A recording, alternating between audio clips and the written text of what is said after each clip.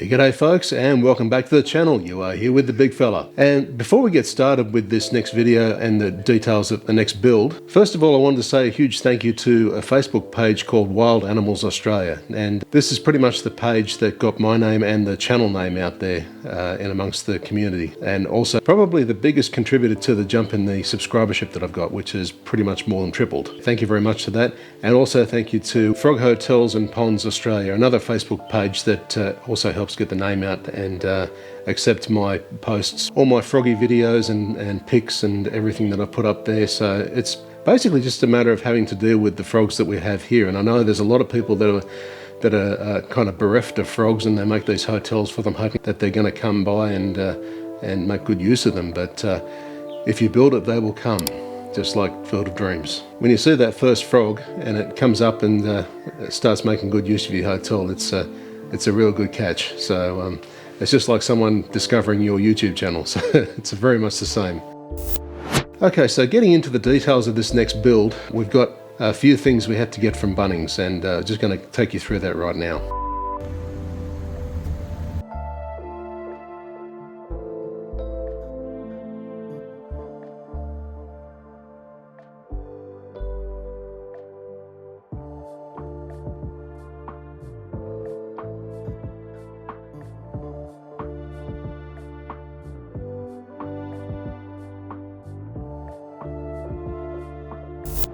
Okay, so this build looks like a fairly budget type of build, but trust me, it is not a budget. It's almost the cost of both my other hotels put together. So it's fairly elaborate in its design. It's not really for the faint of heart. It took a little bit of thinking to get it all fleshed out, but it involves a bin. I know it looks pretty cheap and nasty, but bear with me. I think I've got a little bit of a surprise in store for this one. We also have some 90mm pipe, which is sitting outside doing nothing, which will be put to fairly good use very soon. Okay, because we've got a little bit more space to play with this new hotel setup, basically what we've got to do is offset the pipes with a little bit more plant life. So we've got the tall sedge, Croaks suppressor. They didn't have the frog grass, which is the softer version of this. And we've got another one, which I believe is still appropriate for the frogs, called the Visqueen nodosa. I've never heard of it, so that's it in full bloom right there. So I've got a couple of pipes to get cut up, and these plants should augment them nicely inside the new hotel.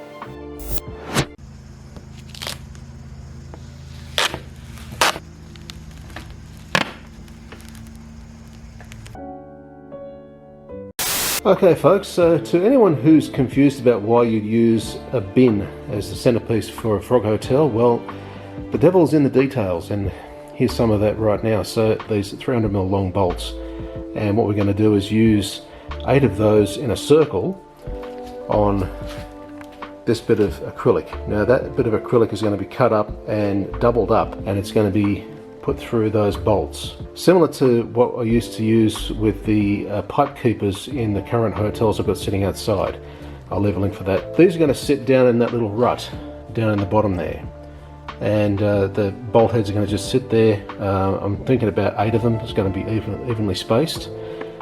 And at the top is going to be the acrylic, and from that point upwards is going to be the frog hotel. Now what we're going to do to segregate that from everything that's going to go on at the top here is going to be some plastic.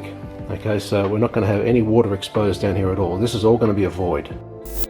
Okay, so this is some of the leftover plastic on a rather large roll that was left over from a previous backyard job. We're going to use probably, I don't know, somewhere in the order of maybe from up here to down there worth. So just cut off what we need, and down here we have a length of 90mm pipe. Now this was with the house when we got it, and we're going to use probably about, I don't know, not very much, probably maybe a metre if that. We're going to have different sized pipes. There's only going to be 2 of them to start with. I don't think I'm going to increase the quantity of them. I think 2 should be just enough for the bin. So that is going to line the top, and those pipes are going to sit on top of that bit of plastic, and we're going to devise a little way to allow the water to go around the pipes and up the pipes once it's been assembled and ready to have frogs in the hotel. Okay, now I'd almost forgotten about the plants which go on top of this. So what we're going to have the level here. Okay, the plant's going to sit up here, but I didn't realize if the plants were going to be too big or too small. Turns out they're just about right. They're only probably about 5-6 inches high, which is good. And what we got over here is an offcut of 100mm PVC, which we're going to use to put the plants inside of, and maybe make a few holes kind of around the outside so the water can get in there a little bit easier. That's a kind of thought that I had on the go, and it turns out it'll work pretty well. I just really hope this works. I mean, it has worked before. I mean, most of what I see in my head can actually work. I can't really fault it, so let's just hope it doesn't stuff up along the way. Fingers crossed. Now, I've roughed out some measurements on the perspex, and it looks okay to start with. I mean, it looks fairly small right now. It's got to go inside the bin, but it's got to be doubled up. So the reason why I'm doubling it up, if anyone's interested, is the fact that for any given weight that goes on perspex, like these stones down here, you've got 10 kilos. All right, so if I'm going to put potentially 20 kilos on top of perspex is about 30 times stronger than an equivalent pane of glass. So if you put 1 kilo on glass before it shatters, you can put 30 kilos on top of perspex before it starts to deform or break or whatever. So what I want to do is to make sure that doesn't happen with all those bolts and nuts and everything, to make sure it actually supports up to 20 kilos. I'm not sure if I'm going to use all of it, but it's a fair bet that most of it's going to go sitting on top of this, and 6mm thick, it should be pretty well supported. So that's the reason behind it. The fact is that I wanted this thing to be supported pretty well. Now, some people might say this is overkill. So you may be asking yourself, why all this trouble? Why go to all this effort to make something this elaborate for a bunch of frogs? Let's face it, you will be asking yourself that question. Well, the reason being is because this bin could probably hold 60 or 70 kilos upwards, maybe, of these pebbles, those rocks, and they're 10 kilos a bag. Now, do you want to be hauling around a frog hotel that weighs upwards of 70 kilos? I don't think I want to either. So what I was going to do is just kind of make it top heavy, and because it's got a fairly stable base, it's not going to tip over. Yeah, that's the whole plan behind it. So when you don't have a compass handy to draw a fairly large radius circle, what you do is you get yourself a bit of string and a pen and a pin or a tack. After you drill a hole through the established center of the perspex, draw it out to here, all the way around. So that's the next job. Now I'm going to make 2 of those.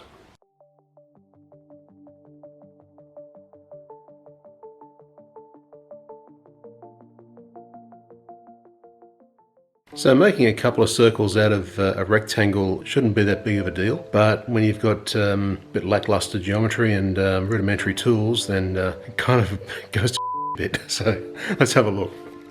So mind the light glare. The first one didn't turn out too bad, but when you're trying to keep the string attached to the pen, it decides to wander off a little bit, and you kind of got to go over it a little bit and try to introduce that circle again. So that's what we've got to work with. I'm going to cut these out and going to make a few more holes for the bolts to go through, about 12 per circle. Overkill. About this far in, and maybe about there as well. Alright, it has been drawn up as best I can, and most of these marks have a technical type of purpose. They've all got to represent parts where I've got to cut or drill holes, or the edges of holes, or whatever it is. It's taken a little while to actually get this made up, so I'm going to leave it for tonight and address it again tomorrow. So pretty proud of where it's actually gone. I just want to see how it all turns out when it's all cut up. Using the pipe keepers as the example here, I'm going to drill the insides first, all the holes that used to support this platform, then cut around the outside of the platform at the very end, so I don't lose any needed structure on the way. So first of all, what we need to do is drill some holes. Now we've got a 12mm bit and we've got the cordless drill. So what we're going to do is to get these holes drilled out where these marks are. So the big marks are for the center point of the drill. The small marks on the outside are going to be the outside edge, so I've got a bit of a guideline to follow there. Once I get started on this, there's no going back. But what I did learn from last time was that if you make a cut in acrylic, you have to start from the middle and work your way out. So you do the outside first, you're going to weaken the acrylic and it makes it harder to work with. Let's get these holes drilled and we can work on the jigsaw.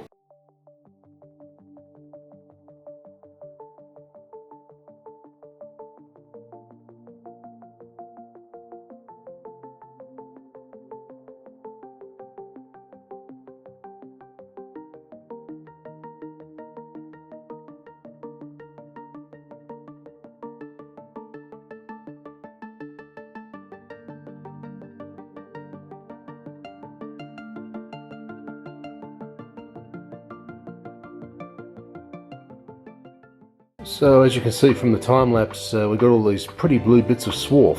The funny thing is with acrylic, when you start to break through, you literally break through. It not always wants to make a perfect hole or a perfect circle.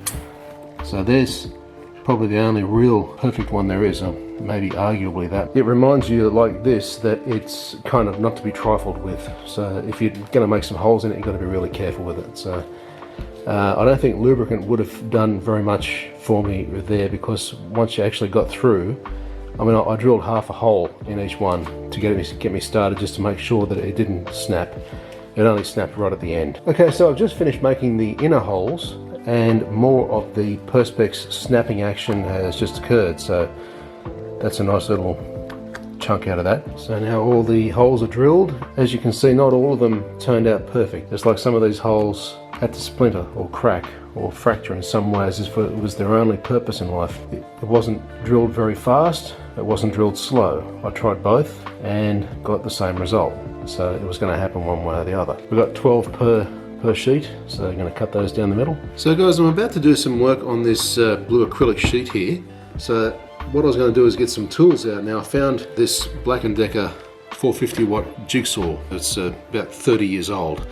And we've got some replacement blades for it. So, got these blades, straight from Bunnings. There's a little thing on the bottom that says universal fit.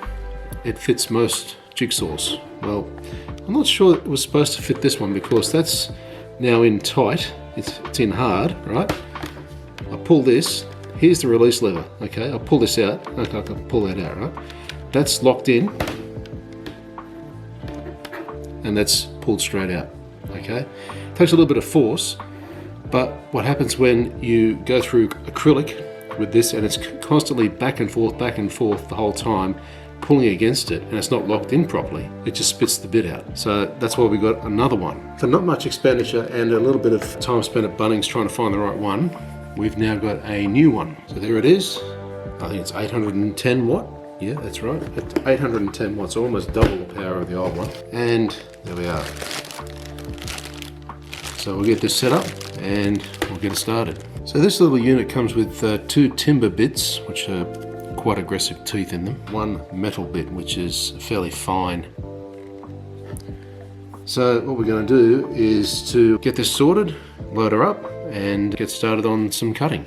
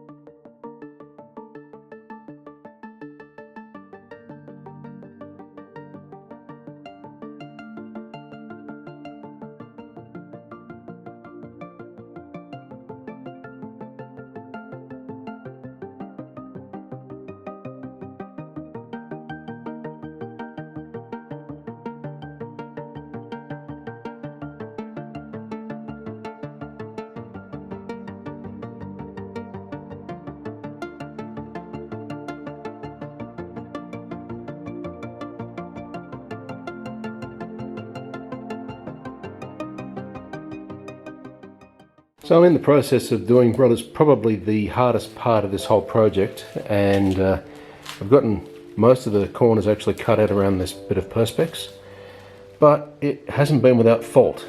so I'll just take you around to see it. So not only do we have the chunks taken out of the holes that have been drilled, but if you look a little bit closer, you'll see there's been a couple of little mishaps here and there, all because of the jigsaw. Now, it may have been because of the jigsaw's action. It's got what's called a pendulum action, so the saw kind of acts in the same way a hopper foot would usually work on a sewing machine or something like that.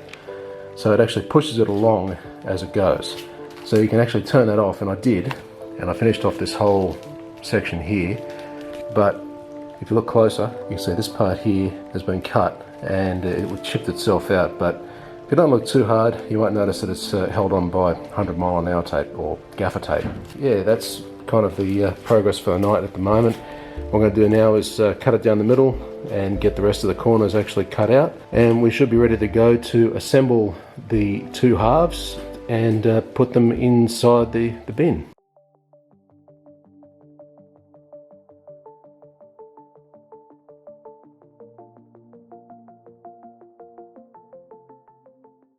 Alright folks, so this is how it turned out after both the discs have been cut. Because of the symmetry and the orientation of the holes, I can kind of alter the position of these one of 4 different ways, and this one seems to be the best one as far as the position of the holes goes. I mean, they're not perfect. I went into it kind of fumbling and muddling my way through it and kind of just guessing where the holes should go, but a little bit of fettling and it should be good to go. I mean, there's a couple of holes that are just misaligned, and the outsides of the circle are actually quite good. And I started to cut with the standard 12mm bit inside this drill here, and it started to want to tear away at the insides of the acrylic like it usually does. Let's get the focus. And I decided, well, I don't really need to do that anymore.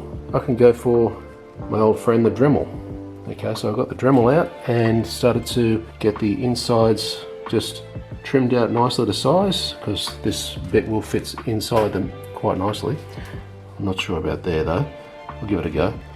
And whatever can't really fit in there, I'll try and find another bit like that, maybe. That will get in there, and hopefully not be too harsh on the acrylic. So where there's a will, there is a way, and we're about to find out.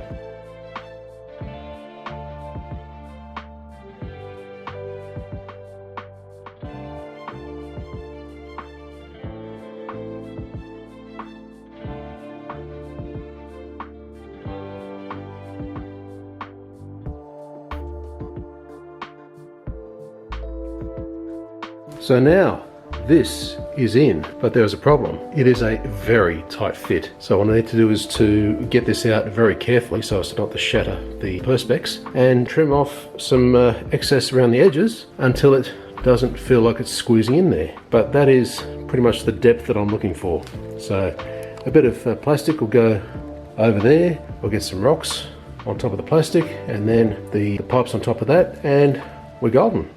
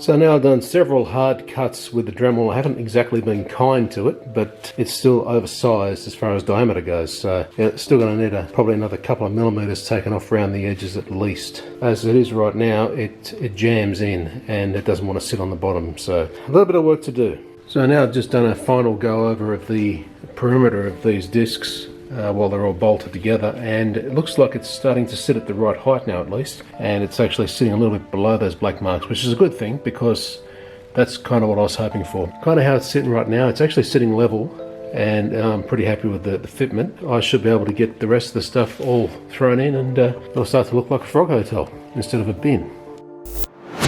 So folks, I've been getting a fair few questions about mosquito larvae and if they can breed in these frog hotels. The thing is, we don't really have that much water to propagate mosquito larvae actually supporting any type of life in here. Now I don't know how much they need, but the level around here changes so much that it kind of becomes impractical or irrelevant for them. So I'm going to put some more water into these right now, but today it's been fantastically hot. We've got another storm just brewing up right now. That's awesome. And we're waiting for the rain to come down and the frogs to start singing. So as you can see, I've just filled up the frog hotels, a little bit of water again. Daylight today, you get quite a bit of evaporation, probably about 3 centimetre, 4 centimetre drop in the water level. These guys don't really seem to care about all the heat. They just kind of come to the tops or sink to the bottom of the pipes. It doesn't really matter. I noticed lately when I've been putting this shelter over the front of the hotels, that they've been coming to the tops of the pipes instead of sinking to the bottom. So I'm not sure what that's supposed to demonstrate, if anything. They don't seem to have any adverse effects. They're living quite happily. They still sing quite loudly in the rain. And yeah, that's kind of how these hotels work for now. They're just not enough real leeway there for mosquitoes to breed, I don't think. For those interested, we still get water coming up the pipes whenever the rocks have been filled up. Like, just kind of water the rocks, the water goes down and then comes up under the pipes because the base of the pot that the pipes are sitting on is uneven, so the water can get up under the pipes. Now, I've taken these two lights out of the box. They're 100 lumens each. They're not 200 lumens each, they're only 2 by 100. We've got a stalk for the solar collector down here, which is plastic, and interestingly these are actually alloy spikes. You can hear the slight ting of metal. So down here we've got an on-off switch. These haven't been charged up, but this is quite a bit brighter than the ones that I've got out in the hotels right now. That I think will do. Against a white wall it's actually quite bright, but I'll just turn this off. Out in the open it'll have a bit of a different effect. So what I was going to do is it's going to shine against hopefully either the plants or the pipes. I'm not 100% sure on exactly how it's going to be arranged, but I'll figure something. That's the lights, and they're actually a little bit smaller than what I thought, but that's okay. They don't need to take up much room, and we'll figure out how we place them inside the new hotel when it comes to it. So I was doing a pressure test on this platform here just to make sure it can actually withstand the 20 kilos of these pebbles, and it seems like it's still standing, so let's get these out. 10 kilos. 20 kilos. Yep. Still pretty good. I'm happy with that. Now what we're going to do is we're going to line it with that plastic and see if we can sort out some pipe arrangements, put in some plants, and yeah, finish it off. Alright, so I'm told this black plastic is actually called Visqueen. When I do a Google on this Visqueen product, it's actually what they say is a polyethylene film used in various construction projects, a vapor barrier, waterproof membrane. It can be used as a temporary tarpaulin, a drop cloth. It can be used to line decorative ponds, etc, etc. So it's definitely being used for the right purpose. So now we know what it is and what it's used for, how much to use. Let's have a look at the overall diameter of this and maybe increase it by at least 1.5 to allow for drop inside and for a bit of coverage on the outside as well. So let's get some dimensions and start cutting away. Now I've cut 1 metre square of this Visqueen sheet, and I've got to say this is very rigid stuff. It doesn't really want to shape or form or anything like that, but also I have a little bit more around the edges that I need, so that's going to get trimmed off. That'll kind of determine what overhangs and what actually sits in there, and it might look a little bit more tidy as well. I'm going to try and cut up some pipe and see how it looks, and I've got a couple of marks for it already. Where is it? Oh no, I've lost it. Oh, there it is. Okay, so that's one length, and that's a second length to the end. It needs to only go about 800 mil total, so this is just over 500 mil tall, and as soon as we put stuff in on top of the platform, it's going to be sitting probably about 300 and something mil tall, so that'll be around about 800 total. So it'll bring it up to the level of the other hotels nicely. So that's kind of the determining factor right now. I'll put some adapters on and put some lights in there.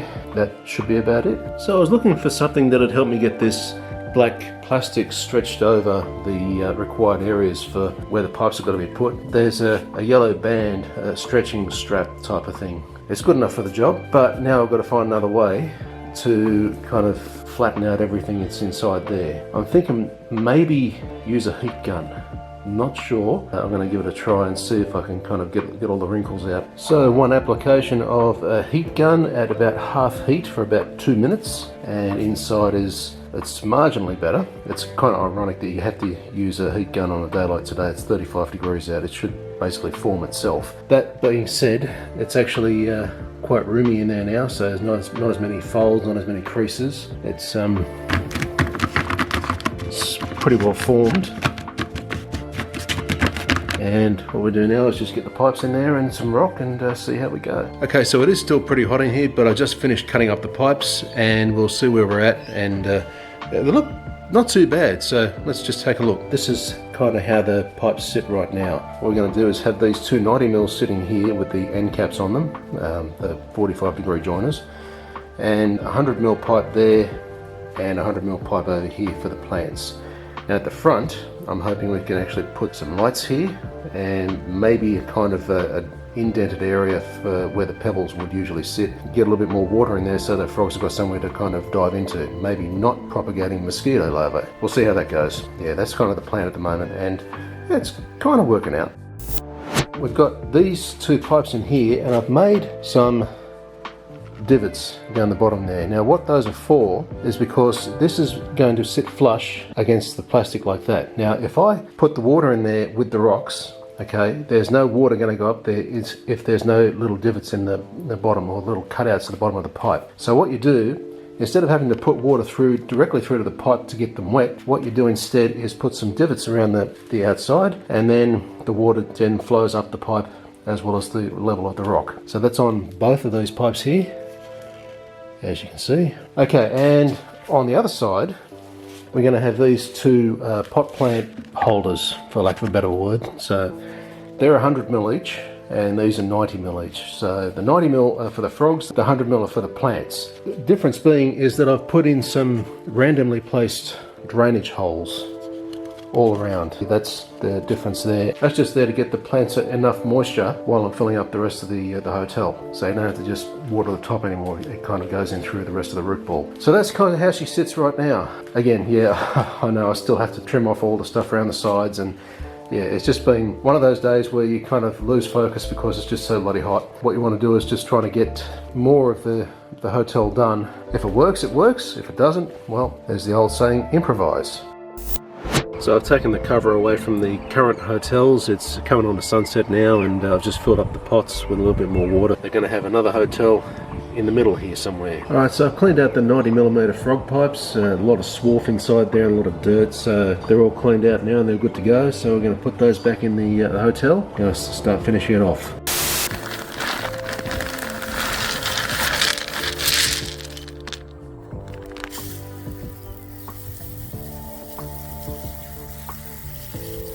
So I've got some larger rocks down there which I've just washed, and I'm about to light up the hotel with some of the smaller rocks from the previous hotels. But down here, just looking inside, you can see where those divots are inside the pipes.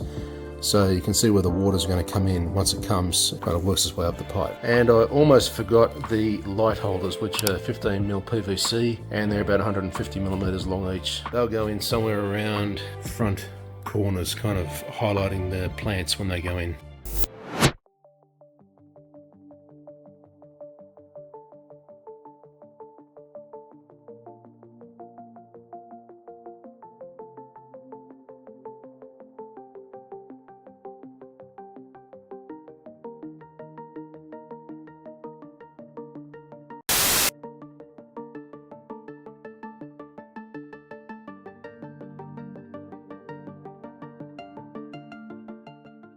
So now I've got all 20 kilos of these green washed stones sitting in place. Now I've made a little pit down the bottom here for kind of maybe a breeding pool, I'm not sure what, but half expecting mosquitoes. It's kind of a tentative thing right now, but there's another concern that I have. These lights that I've got sitting next to where the plants will be, they're sitting inside their 15mm PVC holders. They've got 3 meters of cord which run out to a solar collector here. Now I'm not sure where the solar collector is supposed to go because I only get morning sun, so that might have to do. I might have to find another way to get this one sorted because it needs more than just your average solar collector. These lights are actually 3-watt LEDs, so you've got 3 lots of 1 watt on each side. 3 little 1 watt LEDs there, and they actually come on quite bright. Yeah, I just want to see how it all goes together once the plants are in there and got some water in. And we're not far off the finishing line, guys. So trying to finish off this frog hotel the last few days has been absolute murder in this shed because it's just been so stiflingly hot. And good old Bundy, no, this isn't sponsored, has really helped out because very refreshing brew. We're most of the way through this. I just got to put the plants into the little holders here, which are being supported nicely. I'll take it outside and see how the frogs like it.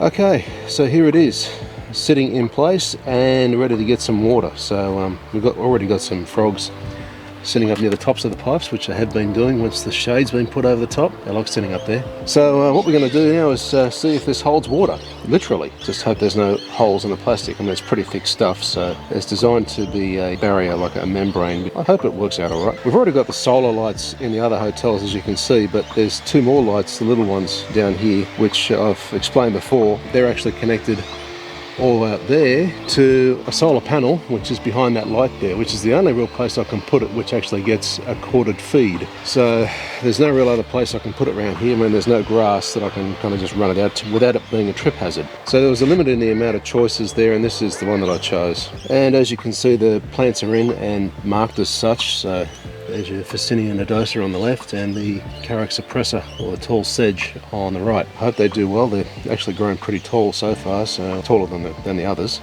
But I had to split the root ball for those, so that they're only fitting in 50mm enclosures. These ones are actually sitting in 100s. Let's go and put some water in here and see how we go.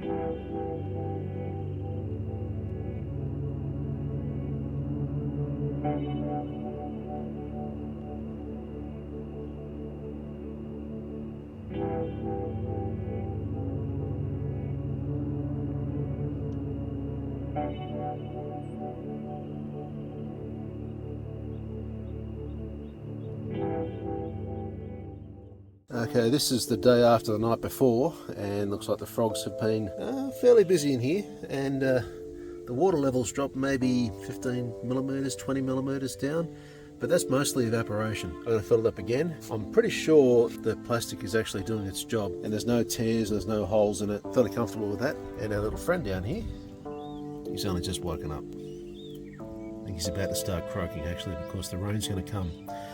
We've got a storm on the way. That's what's coming.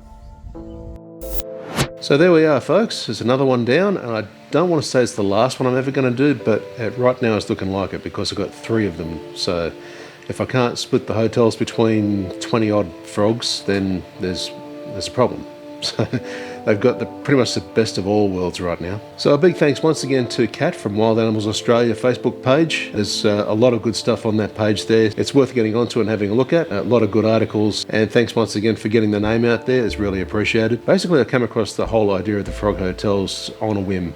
It was just something I saw, and I thought, okay, well, I'll just run with it and see how it goes. And it just is what it is now. It's just blown up to proportions that I thought would never happen. Thanks once again to Frog Hotels and Ponds Facebook group. Yeah, I enjoy putting content out there, and got over 10,000 members now already. So yeah, looking good. So thanks heaps again for watching, guys. It's been a pleasure to put this stuff out for you, especially since you've taken so much interest in this stuff. If you like the video, give us a thumbs up, and leave a comment if you like. If you've got a frog hotel that you've recently made and you want to comment about it, drop a comment below. And if you want to get more awareness out about this, please give it a share as well. And also subscribe and turn on notifications if you haven't already. Alright, so that's it from me now. Thanks very much for watching, guys. You've been here with the big fella again.